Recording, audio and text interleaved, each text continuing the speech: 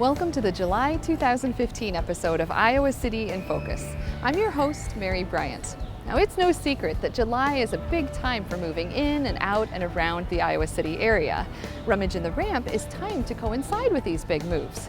So if you're moving, it's extra easy to get rid of the belongings and furniture that you don't want to move with you to your new home. And if you're not moving, it's the perfect time to clear out and donate the stuff that you just don't want anymore. And maybe you'll find some new treasures to take back home with you. On this month's episode, I'll talk with Jen Jordan about what Rummage in the Ramp is all about. Then you'll get a glimpse of the Iowa City area Juneteenth celebration that happened at the end of June. And finally, we'll show you how you can make your trip to the Iowa City Farmers Market even easier. Stay tuned.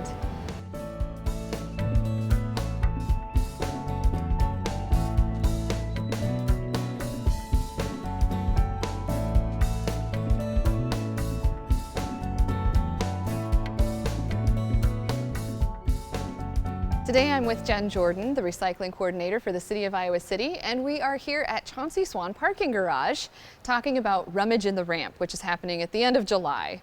So Jen, can you tell me a little bit about Rummage in the Ramp in general and why the city gets involved in it?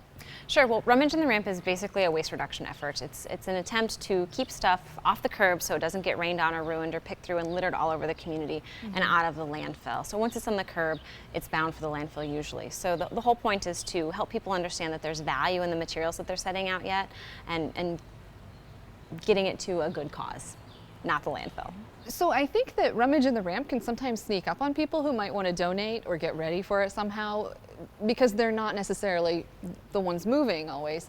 What can they be doing throughout this month leading up to Rummage in the Ramp to get ready for it? Well, people can definitely check out the website and get the times and dates down. That we'll be here taking donations and doing sales the entire time. So the event runs July 24th through August 2nd this year.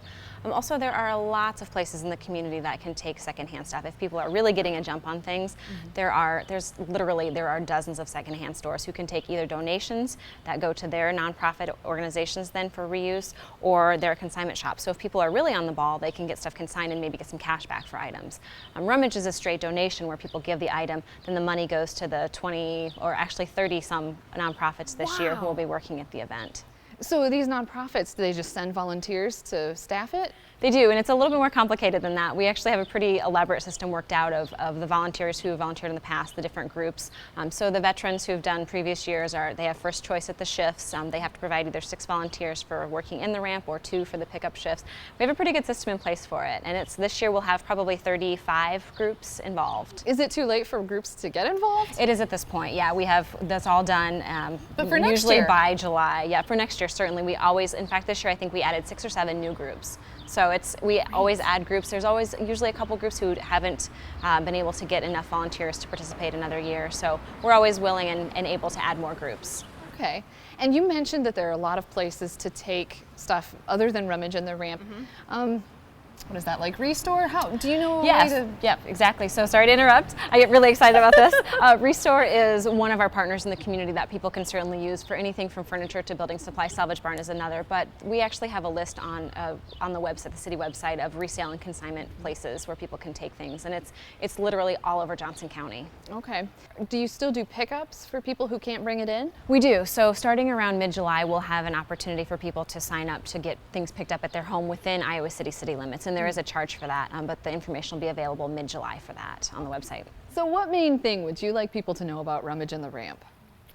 Oh, where to start? I think the biggest thing is probably just helping people understand that even if they don't want something anymore, it's still a resource. There's still value there in the materials, be it a couch or a really cool shirt or a book or even a set of forks. I mean, people come into Rummage to buy those things, to explicitly look for things that you might think are junk. But we get a lot of stuff all the way from what some people would consider junk all the way up to really nice stuff. So even if you're done with something, doesn't mean someone else can't still use it. Great. Okay, so you'll be here July 24th through August 2nd. Yep. It's not too early to get started going through your house, and it's probably not too late either. Probably not. We'll take donations all the way up to the end. We do prefer people try to bring them earlier so we have more of an opportunity to sell the items, of course. It means more money for the groups too because they split all the proceeds, but we will take it up to the end. Great. Thank you so much, Jen. My pleasure. Thank you.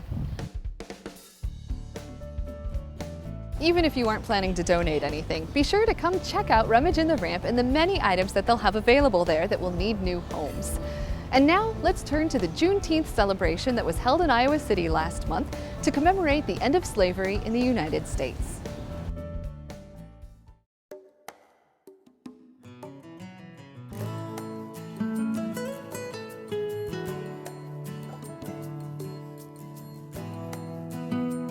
Welcome to the 150th commemoration and the 5th anniversary of Juneteenth here in the Iowa City area.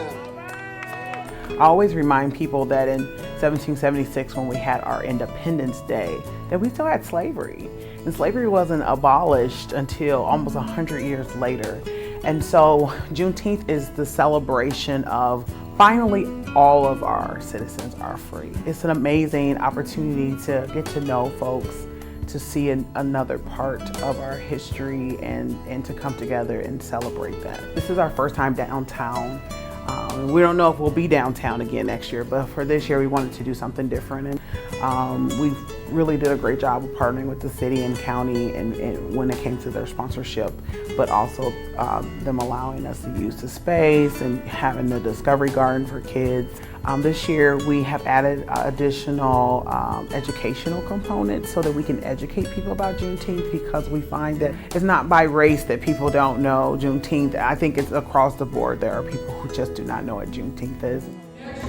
Heretofore existing between them becomes that between employer and hired labor. We have a play called Hidden Tags.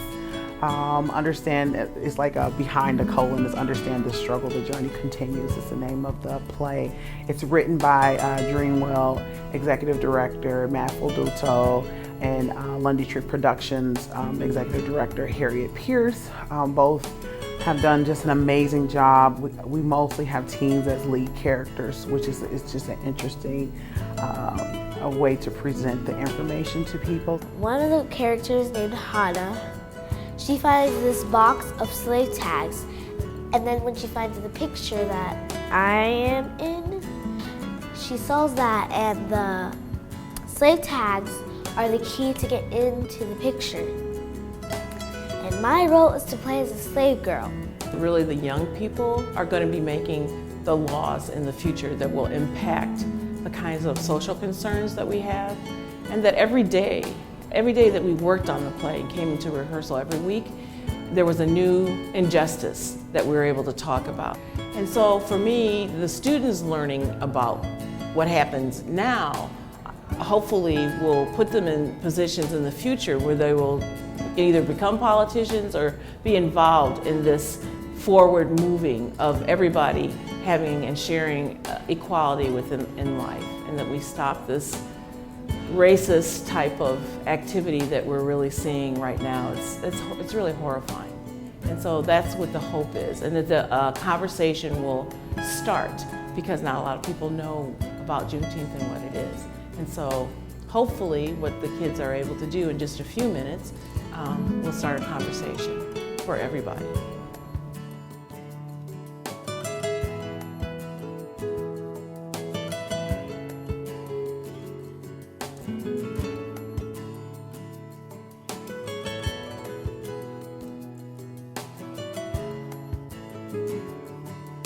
My artwork that I did for the contest is called Mask from the Past.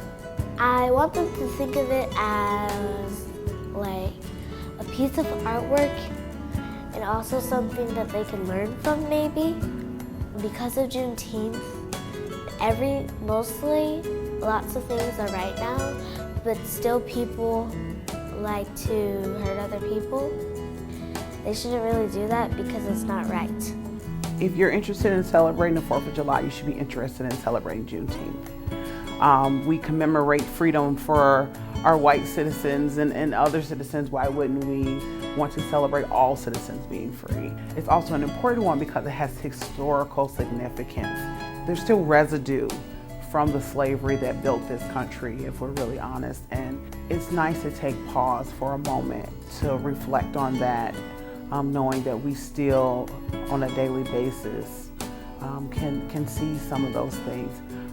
see some of the effects of those things. I mean, obviously we also get to see the strength, the resilience of people who suffered such a great tragedy in the history of our country, and for those ancestors that have gone through that, for us to come out and all be connected with unity as a community, it's really, really important for us to do that, because that also helps us to build some relationships that we might not have had before, or build relationships that we really need right now to stay united, to stay together.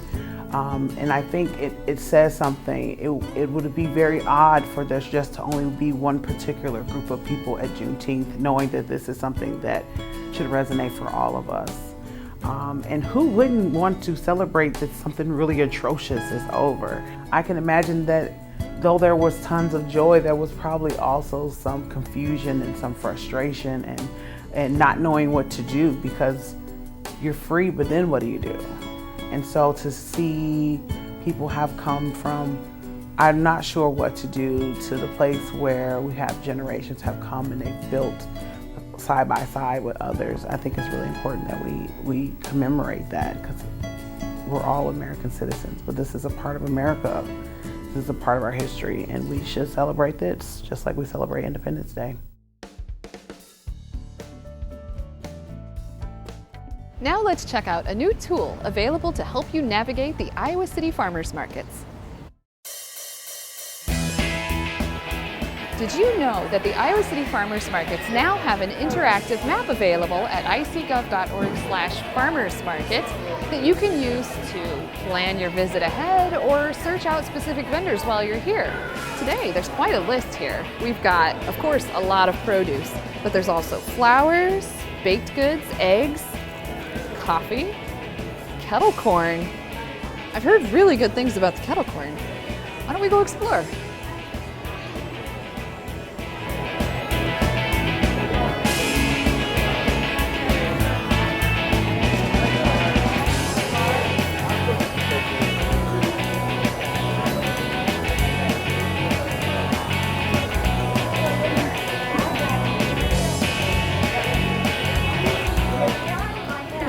Shows they sell organic products. Little asterisk shows that.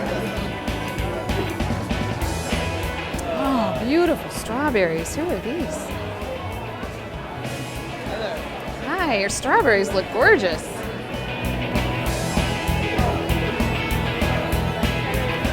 What a display. You have so many, they smell so good. So much produce.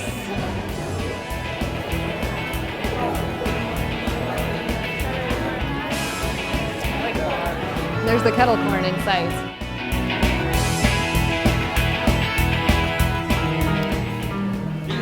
Follow the interactive map, and here we are at the kettle corn. There's a map for the Mercer Park Farmers Market on Tuesdays as well. Vendors sometimes vary from week to week, so you can pick the date on the app and see who's going to be there on that specific week if you're looking for your favorite vendor. Whether you're not familiar with the Iowa City farmers markets or just want to get to know them better, try out this new tool to help you find what you're looking for and enjoy the farmers markets to their fullest. You can watch all of these segments again by visiting citychannel4.com/video or by turning to Channel 5 and calling into Video on Demand. Also, we would like to know what city departments or programs you'd like to hear more about. Let us know by sending an email to info@citychannel4.com or leave us a comment on the City Channel 4 Facebook page at facebook.com/citychannel4. Thanks for watching and keeping Iowa City in focus. We'll see you next month.